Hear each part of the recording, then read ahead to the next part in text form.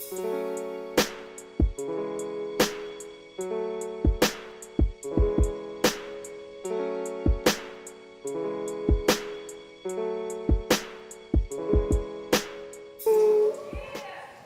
together this beautiful event for us and in the community of Seattle. He's been in the art community for quite some time, definitely influential to our community. And to my right, I've got Angel 179, one of Seattle's dopest graffiti artists, designers, movers, shakers, motivators. And I've got legendary Crayone art over here, graffiti artist, turned professional, been motivating us, pioneering things for a long, long time. And we're very blessed to have everybody in the house today. And I want to thank you guys all for coming out and listening to us. And I want to go ahead and start off. We'll start off with Khazm. What was the first thing that got you involved with art? Were you doing it from the beginning, or was it like you saw graffiti and that was where it started, or where did it start for you? I think for me, I got into art and graffiti art pretty much as early as I can remember. As soon as I can hold a pencil, a pen. I was in a car accident as a child, and because of that, like I felt like art and graffiti were really positive outlets for me. You know, it really kept me sane in a lot of regards, expressing my creativity. I wasn't very good at community. It's kind of ironic that I'm up here. Like I don't. Well, first I wasn't expecting to be up here. we made him come up here. Secondly, you know, I wasn't very, I guess maybe confident in articulating myself. I wasn't really trying to be in the spotlight, you know, until a lot later. You know, I'd be more prone to skip school and do a presentation. And so for me, my original element was, you know, visual art. And it's just something that was natural. I come from an artistic family, and you know, growing up in South Seattle, Beacon Hill, and you know, you see it everywhere, and it's just something that really captured my imagination. You know, there's a sense of mystery, you know, with street art, and seeing these just dope letters, you know, some really cool styles that you know, were very enigmatic and strange and mysterious. Something that really was captivating in its vividness and you know, its brilliance. And you know, I just always focus on that. You know, a lot of crazy things happen in life, and you know, different situations. But I've always had that consistently through life is you know, art, graffiti, and then eventually later on you know, music and poetry and lyrics and stuff like that. So dope. Would you say it empowered you? It gave you an outlet? Oh, absolutely. I feel that you know, definitely. I mean, I wasn't thinking in those terms. You know, at that point, I was just trying to stay sane. You know, and a lot of times, you know, dealing with a lot of different things. You know, and elements in life and different challenges and struggles. But I didn't really think about it in that sense. But yeah, in hindsight, it was very empowering. You know, it gave me a moment to reflect and instead of reacting, you know, especially just things that were happening. It was a good way to just time out, you know, zone out, think about what was going on, reflect. And a lot of times it's like internal processing, and it's kind of like subconscious. You're not even really cognitive of what's happening. You're just kind of shutting off your mind and letting your hand speak, and whatever happens at the end of that session, you know, it speaks for itself, and then other people sounds see like it. it's a spiritual event. You know, in a sense it is, and it can be, you know. Yeah. Well, that's dope, man. I appreciate that. Angel, what got you into being a graffiti artist and art world advocate? So my name is Angelina. My artist name is OneSevenNine. And I grew up in Seattle, Washington. I did a short amount of time in Yakima because my father is illegal from Mexico. And so that not knowing where I belonged, because I look very Asian, that confusion, I felt, ostracized me. And so I was always an introverted child, and I immediately was drawn to comic books and anime and manga, and I was doing that. And then I got to middle school, and I was having this identity crisis of where do I fit in the world? And so at the time, it was like the 90s, and everyone was gangster, and so if you were, what ethnicity you were was the gang you were in.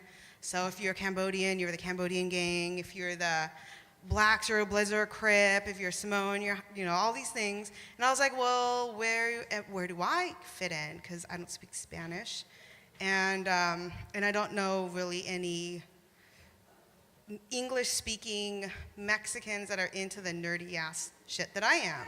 So,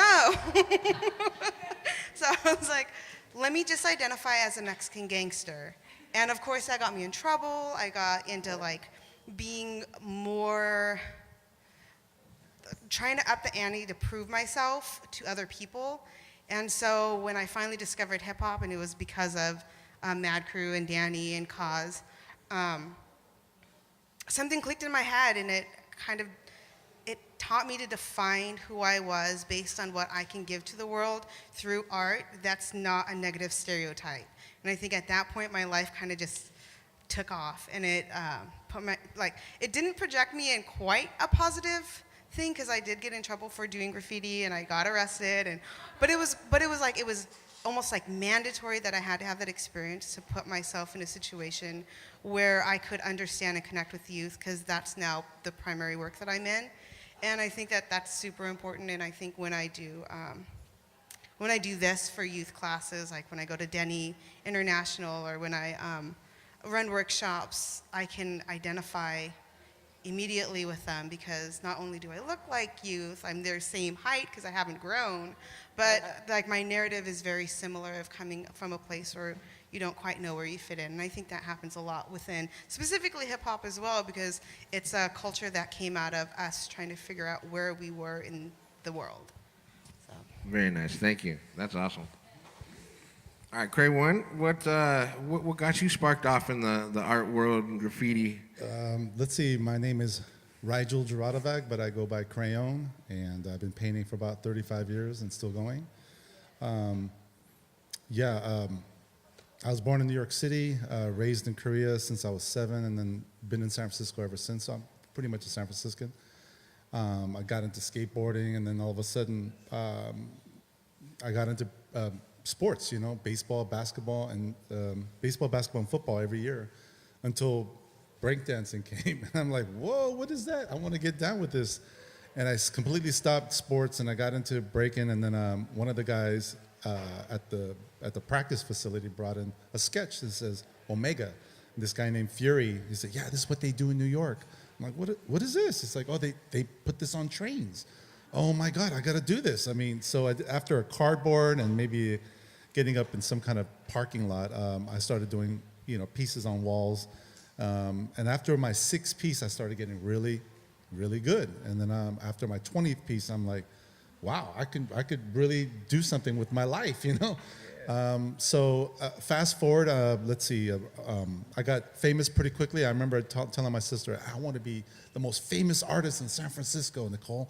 And she was like, oh, go ahead, do it. And as in my process, I've created, like, I don't know, I was getting up twice every week. So I was getting up like 100 pieces a year. So I was getting a lot of practice. And then one day, Jim Pergoff, this guy who was author of the book called Spray Can Art, came into the city and was living in the city, but he was traveling all over the world saying, yeah, I'm doing a book of graffiti all over the world. And because basically he was taking photos of Mexican murals, but he noticed that there was a lot of New York graffiti-style murals happening at the same time. He thought it was kind of curious, took photos, and all of a sudden became a world thing. They're trying to copy New York. So in 1988, I came out with a book. He came out with a book called Spray Can Art, and I was representing San Francisco. And haters came out, just haters, like, oh my God. So everywhere else, people loved me, but in San Francisco, they were just dogging me. So it was kind of like an interesting scene. It was like a double-edged sword. People loved me, people hated me. So that's just the way it is. So you develop a thick skin, as you're doing more and more pieces. There's a lot of people that are critiquing you when you're out there. You can't have a, soft skin. People are gonna, otherwise you won't last, you know. So you're gonna get good, and you need to have a thick skin. And and I got into music. I was kind of down and out. I didn't want to do any more pieces. And that stopped for about 6 months, but I started getting into music around '89, and I never stopped making music, by the way. And I got into graphic design school. I'm thinking, you know, I got to do something with my life. There's a guy who was doing. His name is Dr. Revolt. He did the Yo MTV raps. So a lot of graffiti writers from New York was getting into graphic design. They were making like corporate identities.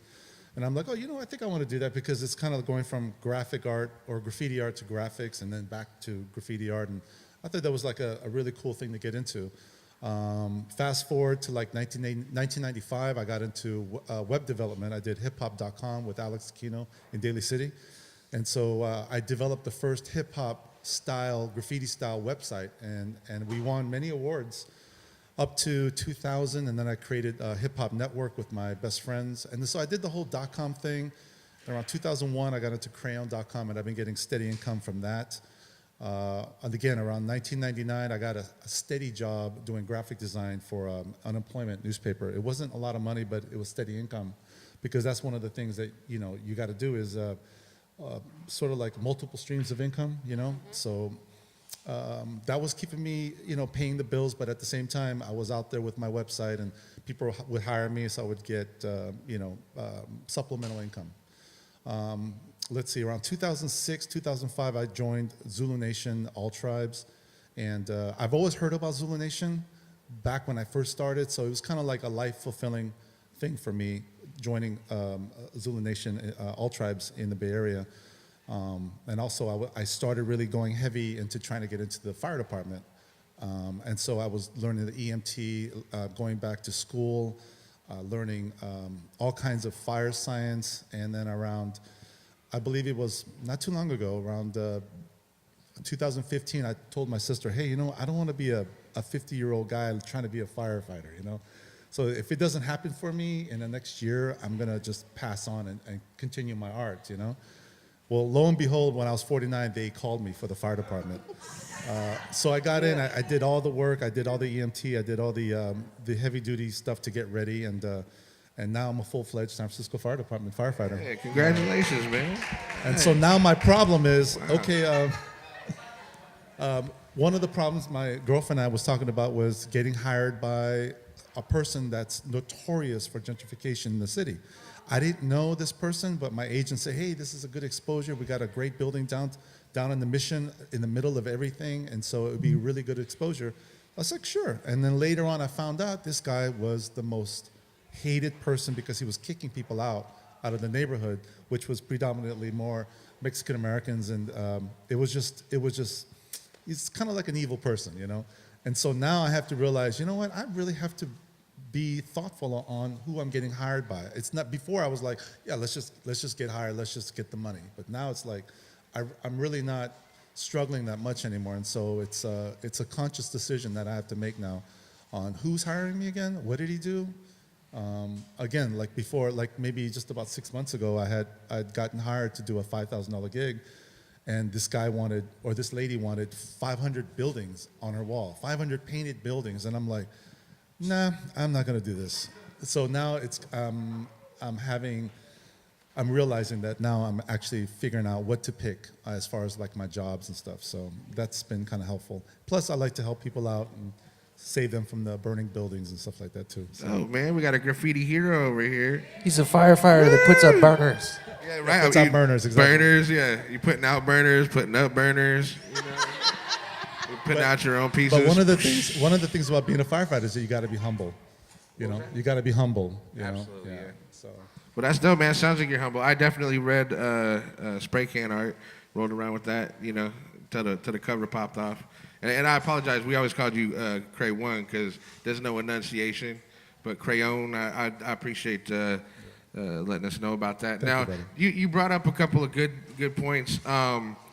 Being a graffiti artist, I'll tell you a little bit about myself. I'm an art director for Have a Heart right now. I started out as a 15 years old in the paint department, wanting to be a graffiti artist all my life. I picked up, like I said, spray can art, subway art. I got Beat Street shown to me by a mentor at a young age who introduced me to, he was from the South Bronx. He introduced me to real hip hop, as far as I call it, real hip hop, where it's like a each one teach one mentality, a very positive community-based thing. And it kind of fueled my fire. And I wanted to go to New York. I wanted to be on trains, and I wanted to basically be up, as they say. Now, fast forward to now, we're all currently professional artists in the communities that we are involved with. We do take money from people to give them an identity. That's a huge part of where we make our money. We go up to somebody's building, we'll do a logo for them, we'll do a t-shirt that you're rocking, you know what I'm saying? Basically, we're the face of most people's widgets, AKA their product. So if you're out there grinding and hustling and you're just making money, I've worked for people that I don't want to work for. I've worked for people who I'm like, man, fuck you. You're a terrible person, man, but I'm gonna take this money right now and I'm gonna go put it back in the community. I'm gonna take this money right here and I'm gonna hustle on you, trying to hustle on me, and I'm gonna take this money and do what I wanna do with it, and I just took it out your pocket. But the thing is that, like you were saying, the problem is, so I've had a job all my life as a side hustle to my graffiti. I didn't like to steal, I didn't like to rack, it didn't make me feel good inside, so I had to figure out another way to be able to put money into my art form.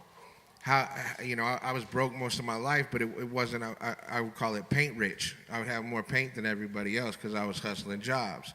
I was out there, I had more colors than everybody. My palette was full. You know what I'm saying? And that's what I really cared about. But what happened was I became an adult, and then I had to pay bills. I had to pay off, I went to school for, got kicked out for painting my dorm. I don't know, I went to the Art Institute of Seattle and they kicked me out for graffiti in my dorm. You know what I'm saying? So I was like, well, hey, yo, F this. I'm going to try to make it on my own. I'm going to out-hustle everybody out there. I'm going to work on my craft. I'm going to seek the people that were mentors or, like I said, Crayone, like people who out there who had enlightened me in such a way and given me such an energy with life and through hip-hop, which was able to allow me to venture into all these other cultures with this hip-hop filter of positivity, community, and togetherness. And so as we were all growing up together here in the Seattle area, we were doing it for the love. No one was paying us for anything. We weren't, you know, and some of us were doper than others. I know my stuff was super toy for a long time. And so I was out there just trying to get experience, and I was doing anything to get exposure and to be out there. Now, I know a lot of you guys have done the same thing.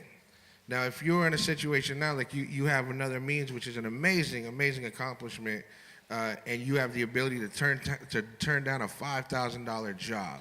But $5,000 a few years back was half of what I made for the year. You know what I'm saying? So what I'm gonna ask you guys, where do you draw the line between what we would call selling out and then where you would call it just hustling and making your money? Because to me, like, it's a very fine line. Angel? Yeah.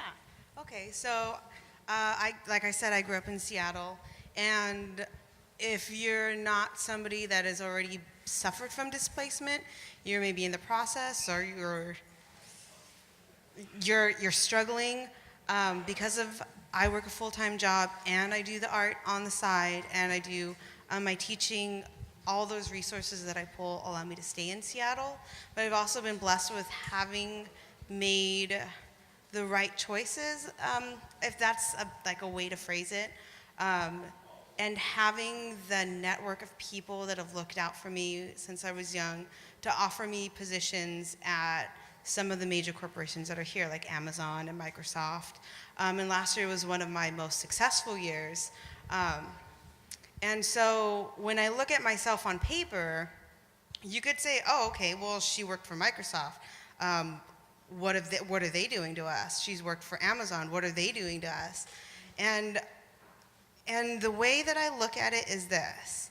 I am a face that they're using to fit their narrative, to say, if Angel can make it here, then why can't you guys? I know that they're doing that to me, but I don't think that they realize, and they might, because the people that work for them are also people that grew up here, people that are giving me these opportunities, that they can't necessarily dictate what their company does because they too are part of that mechanism. They're just a tiny little piece of what is happening in the city. But what they can do is take the resources that they have, which is the ability to hire somebody that they feel will take that money and the resources that they're giving to them, and make the community a better place. And I think that that is one of the things that I take with me to those meetings when I start negotiating prices and when I start negotiating the things that I want that company to do for me. Because I understand what they're doing. I understand the waivers. I look at the fine print of what they're gonna do with my story, with my experience, with my history. I don't know if I told you guys this, like you guys might not know, but I did this thing with Microsoft, and I was part of a bigger story, and I was just an offshoot of it. It was Urban Artworks. But they took my story specifically and they put it on an Instagram sponsored ad.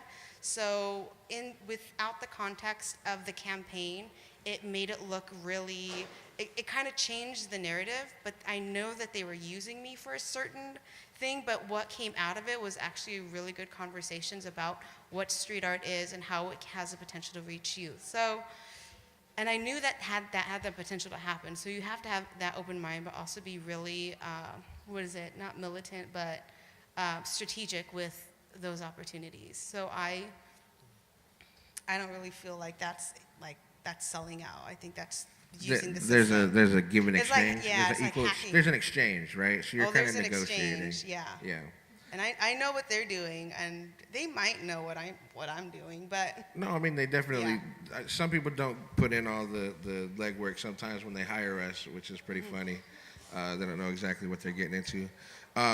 Danny, I know you work a lot with the community. I mean, you've been helping artists reach a higher level, and a lot of people think that that becoming a professional is that higher level.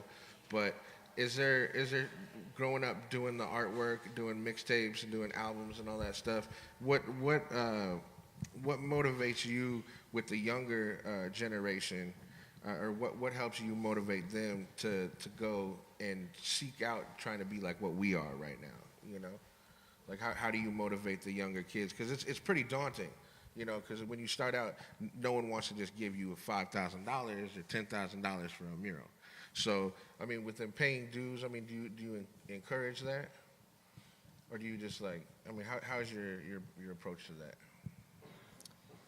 In terms of Like the younger graffiti artists that are trying to like reestablish their direction. I mean, that's a loaded question. I don't know. I just I don't even know how to paraphrase that. Yeah, I'm not Well, okay, I guess what I'm saying is, so we're talking on a professional level. So there's a transition from doing pro bono stuff to getting up to where you're working with corporations, where they're buying your story, right? So there's an in between. So and most of the time, at least from my experience in the hip hop community, a lot of the good cats will come to cats like you and Angel and even myself, trying to find a pathway to where they can do what their passion is. Obviously, like everyone say, "Oh, I don't want to sell out," right?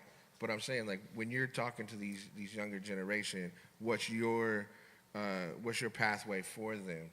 I know Urban Artworks is definitely a route that wasn't available when we were kids. But there was Street Smart Art though, which was like one of the developments with But anyway, I'm sorry if I have if it's a no, it's all good. vague question. I think it's there. just incremental.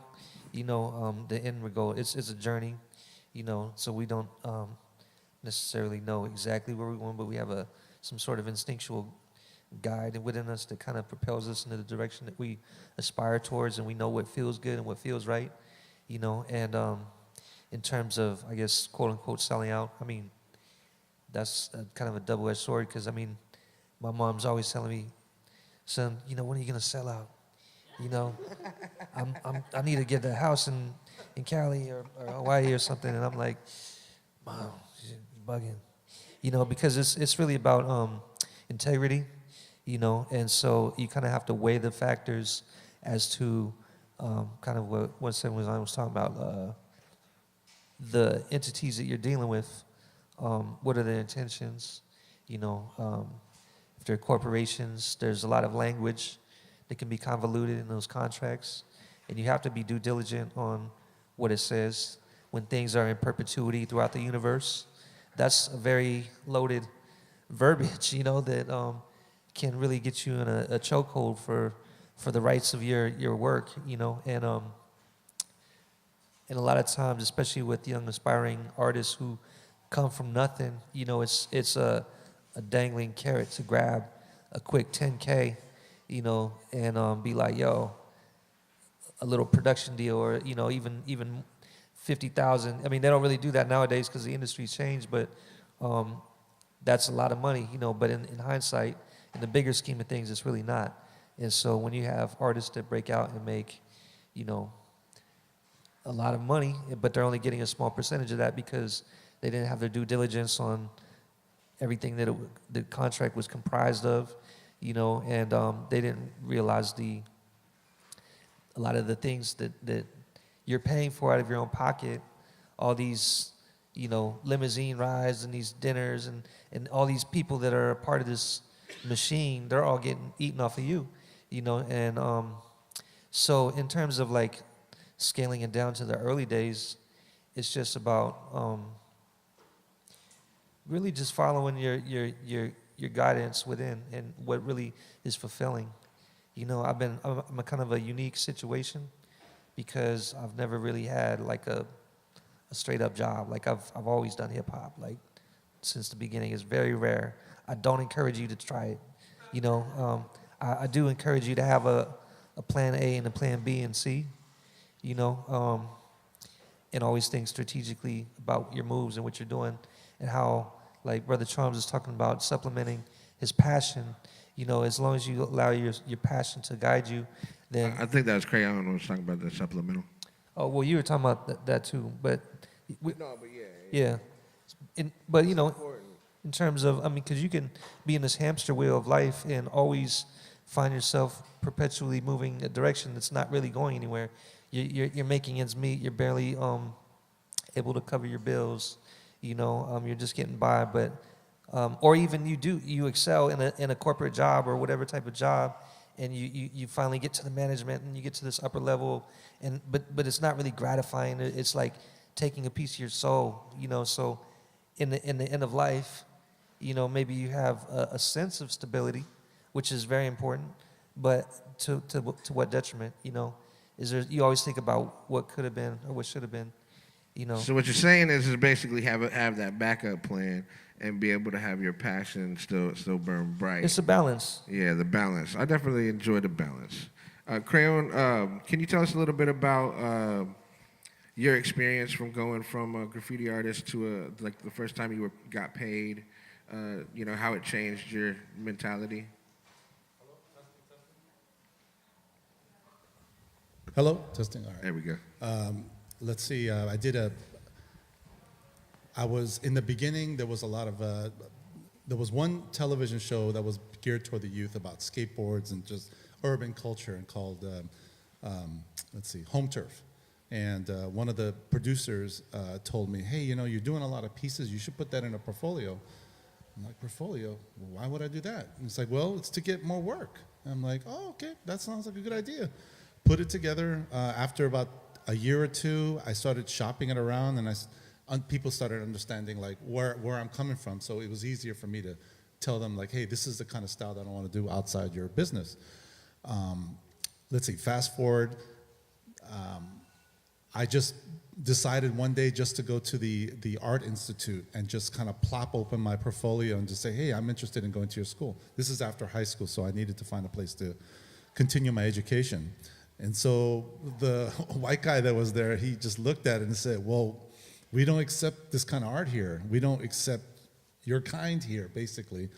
I'm like, all right. So I just packed up my stuff and went back, and I was kind of hurt, but I kept doing my art. I never stopped, you know. Fast forward 2 or 3 years later, Twist gets in, and he's like the darling, you know, like, I was there first. I saw I'm that not crying college over it. pamphlet. But I really truly believe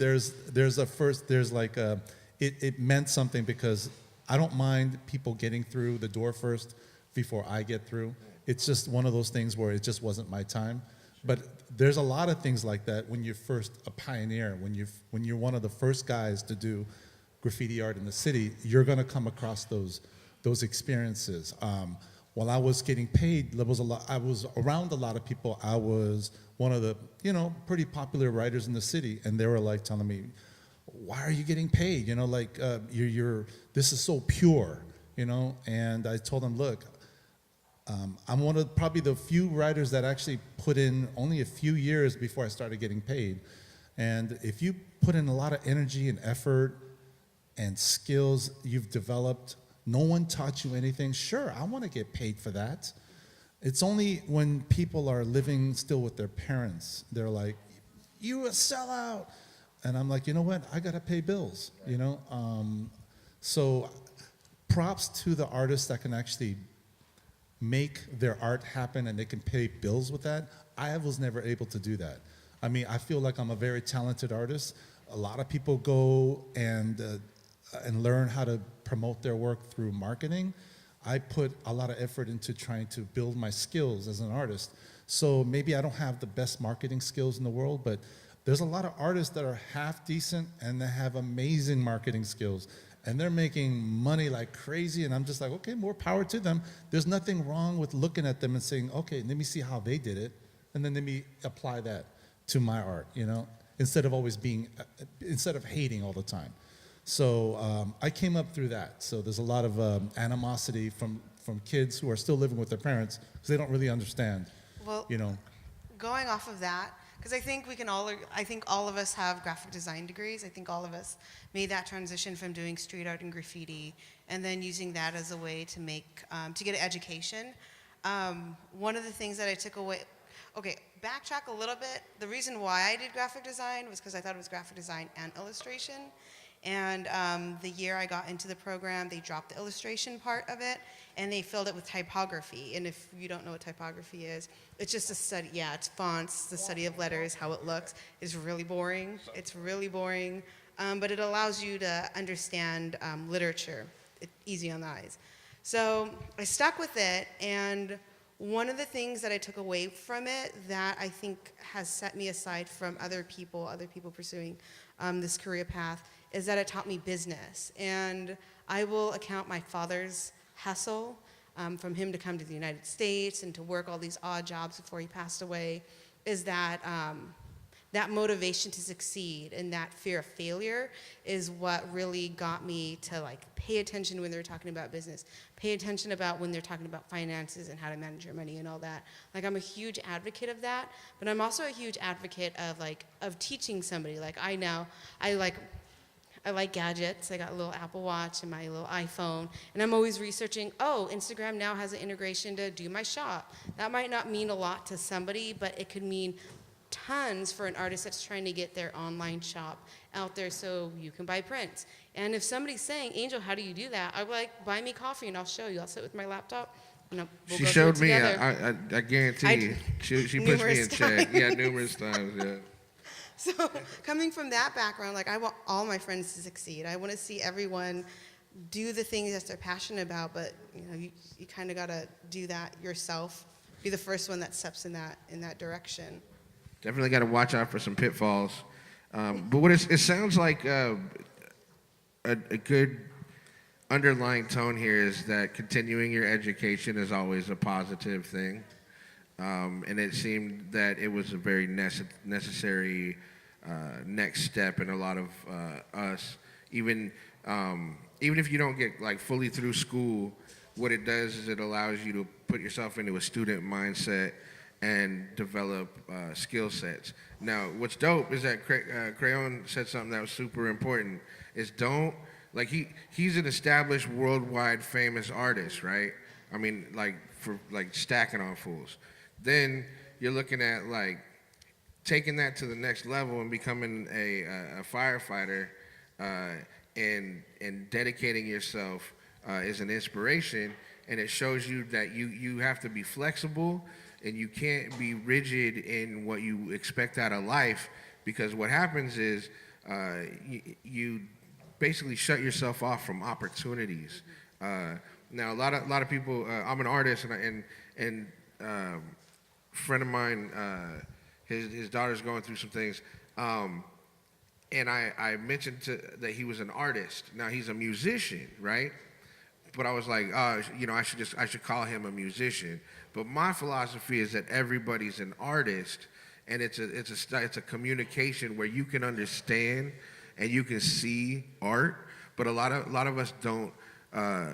We don't use art in our communications.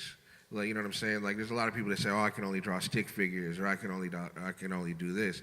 But it's just lack of education, skill training, etc. A lot of you out there who are creative type people, you can get into art. It's not like you were born with this thing. I fully say that it's a communication skill, that we can listen and we can see, but a lot of us don't speak. Can I interject with something? Oh yeah, go ahead. When I went to school, I think it was in '91. It was at CCAC, California College of Arts and Crafts, and one of the classes was just beginning, was what do you call it, Introduction to Art. And they were introducing everybody in the class. And, I had like 6 or 7 years under my belt as far as like being a graffiti writer. So she asked, who are you? And I said, I'm a graffiti artist. She's like, no, you're not a graffiti artist. I'm like, I'm not? Because my whole psyche, my whole thing was about being a graffiti artist, not an artist, being a graffiti artist. Because I'm from hip hop, I'm from b-boying to graph. And so I was confused that she's like, well, you're not a graffiti artist, you're an artist. One of the things that you express yourself with is with spray paint, but you can also express yourself with other things, but you're foremost an artist that uses predominantly more of the spray paint. And I was really pissed off, I was mad, and I didn't understand that concept until later. Like, you know what, I am an artist, and one of the main things that I use is because, like I said, with multiple streams of income, I make jewelry, I make art, I make music, I make t-shirts, I do designs for people, I do logos for people, so, all that income, let's say I don't have a regular 9-to-5, but all that multiple streams of income, like an octopus, little streams of income comes in to actually help you pay your rent, and so it's pretty important to understand that it's not just about spray painting on a wall, it's about opening up yourself with other mediums to actually bring some income in. That's dope.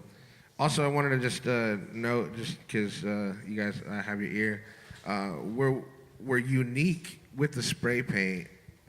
Like, think about like this, like a Leonardo, or any of the greats. They, Da Vinci or whatever, they didn't have spray paint. And it was like, it gave us the ability to paint large murals in a shorter amount of time and do things that they weren't ever able to do. There was airbrushing and stuff, but you couldn't just go up and just, you know what I mean? Which makes it kind of like that, like you guys were pioneers in a brand new art form. It was brand new, and plus it was, we didn't have much. So I was from the Section 8 housing projects all my life. And what do you have? Pencil. My friend said you have pencil, you have markers, you have books. And so you make it happen. You make it happen. You don't wait until someone teaches you anything. So you see something that you like, let's say some of the artwork on trains and stuff, and it's like, I want to do that. What made me interesting, what made me who I am is that I didn't really get into the bombing aspect or the tagging aspect, which a lot of people do. I fell in love with the letters. I fell in love with the burners. I fell in love with the intricate wild style lettering. Sure. And then you put characters. These are the letters. You put characters. Then you put backgrounds. Then you call yourself a triple threat. Letters, characters, background. And then you can show the world this whole production. That was the end game when I was growing up. That was like saying, you the shit, you up here. But all of a sudden, people were like, you know what, I bomb. I get up like 15 buses on a night. That's dope. That's you. And I'm not disrespecting you on that. That's who you want to be. That's what you want to do. That's great. But hit me up if you want to start, making some money. If you want to start doing some letters that are, wild style and stuff. I'll lace you up with that. it was really important when we were growing up. We had to do burners. That was the end. They were like, you know, you would go from a tag, you get your throw Throw ups, up, yeah. and then you get your The pieces on. Masterpiece. Masterpiece. Yeah. That's what it was short for. I think it kind of speaks to the instinctual desire to create, to innovate. You know, that's what hip hop is. When you look at the formation of all the elements, really, but you know, for young people to be living in a burnt down, neglected, you know, city in all around the world. I mean, people that don't have access to the fine paints and the canvases and the art school. You know, you take what you have and you flip it. You know, same thing with the sample. You can't afford all these instruments and all this crazy education and stuff. And I mean, you look at, you know, Paleolithic eras when people had this vision vividly in their mind that they wanted to express, and they had these stories that they wanted to convey, and they didn't have no markers or paint or anything like that. They crushed berries and made pigments. You know, when you talk about the mop pens, you know, before you can just go to the store, shout out to Art Primo, like you can just, you know, make it. You was like, yo, I want the drippiest, nastiest ink, just doodle tags. And so I'm gonna take a deodorant stick, I'm gonna take the dry erase board from the school, I'm gonna shove it up in there, I'm gonna put some crink ink, and I'm gonna make a mop. Yep. Well, you know, I was in one of the studies, the classes that we do, like, I do a lot of comparisons with, you know, lineage and public art and society and things like that. And you look at, there's some places like in particular Japan where I have this photo where there's a ceremony where this esteemed artist is doing a huge scroll, and there's like notable prime ministers and all these like important people, and she's literally using an actual mop with fat inks, and she's doing these big, huge, you know, and it's not just what it says, but it's like how it's written, you know, that has a lot of the emotion, and, you know, it's revered, and it's like, you know, and so just to bring it back, it's like the level of innovation. So, you know, what was innovative in our times, in our different generations, you look at these newer generations where, you know, they might have DJ controllers, they don't even sell Technic 1200 anymore, you know what I mean? I mean, they do, but it's not as accessible like a controller. You know, what's accessible is the internet. So I'm gonna download some samples and I'm gonna chop it up. You know what I'm saying? You know, some of the older guard, we're like, man, they don't know about digging. You know, they don't know about the struggle of finding these obscure samples and things. But it's a new age, you know, and a new challenges, and so it's all about how you flip it, you know, in innovation, and it's always moving forward. So there's going to be different types of innovations and different types of ways that we have to. Well, you know, that's the industry that I'm in. What's that? That's the industry that I'm in. Yeah. As somebody that is always thinking of, oh, here's an empty bottle that somebody presented to me. How can I turn this into a graffiti supply? How can I then package it and then market it for people to use? And that's, I mean, in a way it's saturating the market, but it's also what is this generation going to do with the things that we present to them? And that's kind of my philosophy on that. The tools have definitely gotten better. I'm a little older, but I started doing graffiti in the late '80s, and we basically had like 7 colors, and we would go on trips, and we were boosting and racking and trying to. I mean, poor old people with their little shops. They were unsuspecting, but we'd go looking for teals and like coral and like Indian spice, all these crazy colors, right? I mean, it was literally like we were out there searching on some Indiana Jones, trying to find some avocado Crayone can, so our piece could pop, and it was really important to, like, we would mix our own colors. We would use like WD-40 caps, and we would play like really terrible chemists. And well, I almost feel like the U.S. market missed out on the innovation that the European market was able to make, because if you look at the graffiti the hardware stores or the colors that are available to U.S.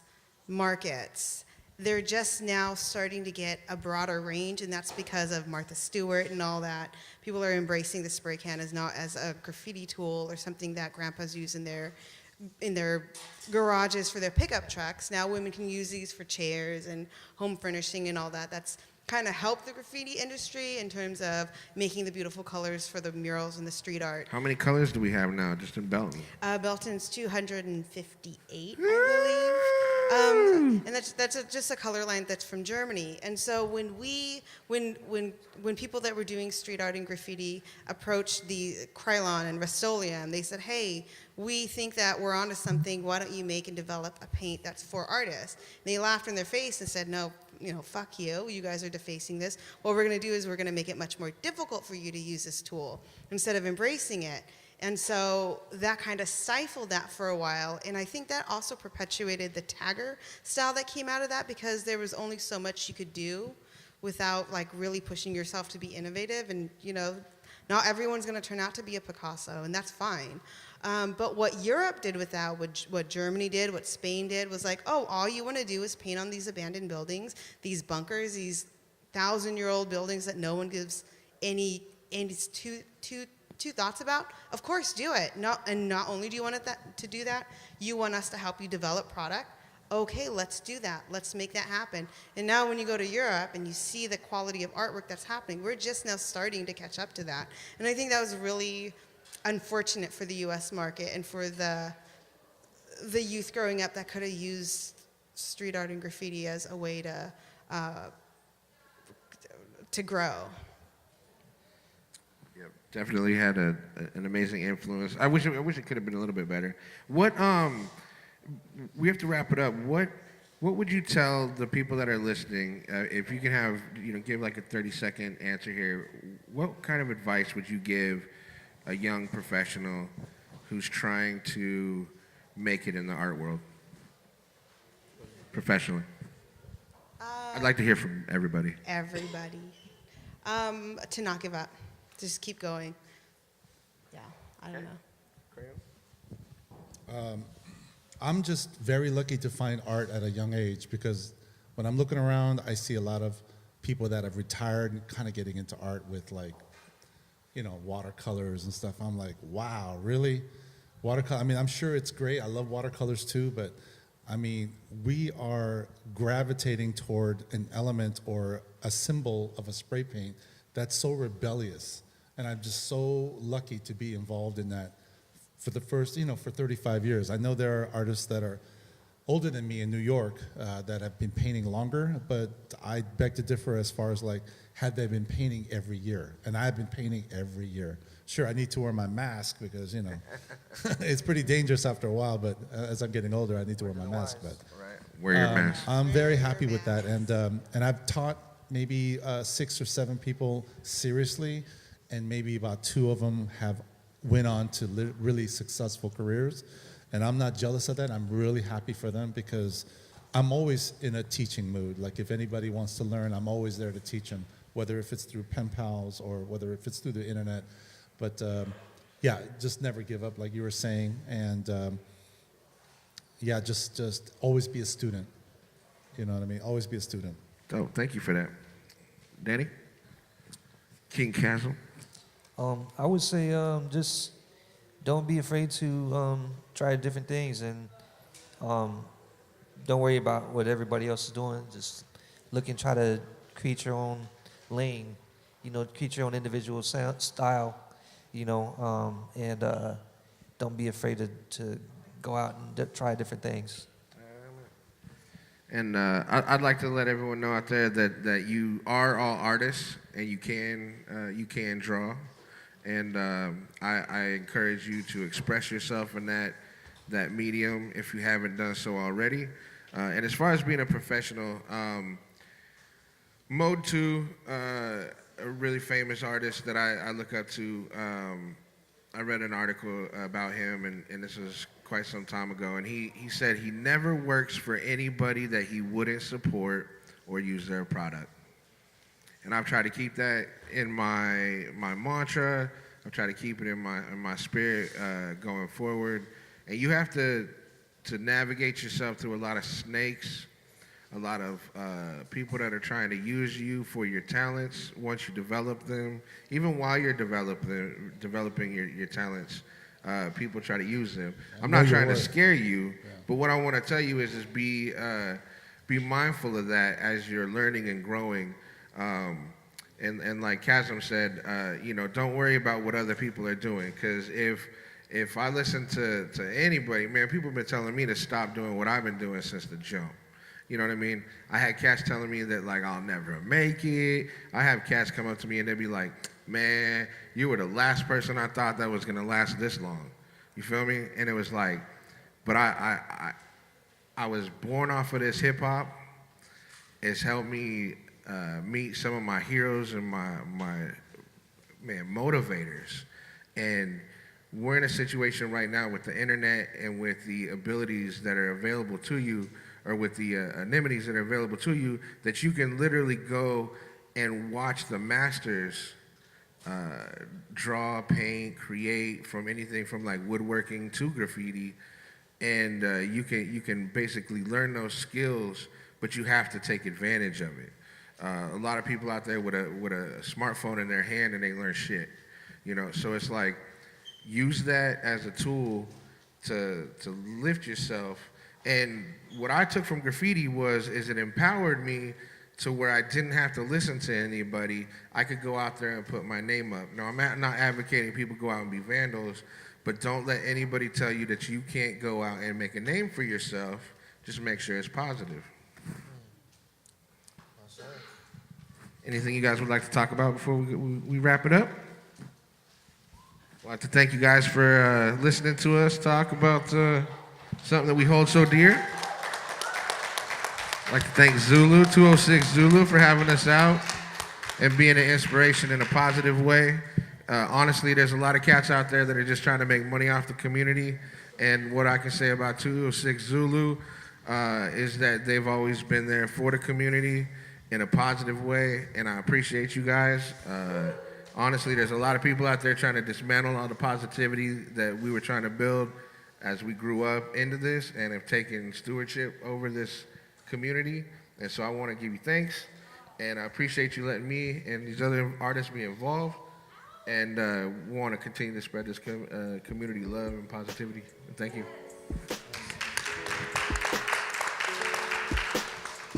Thank you, guys.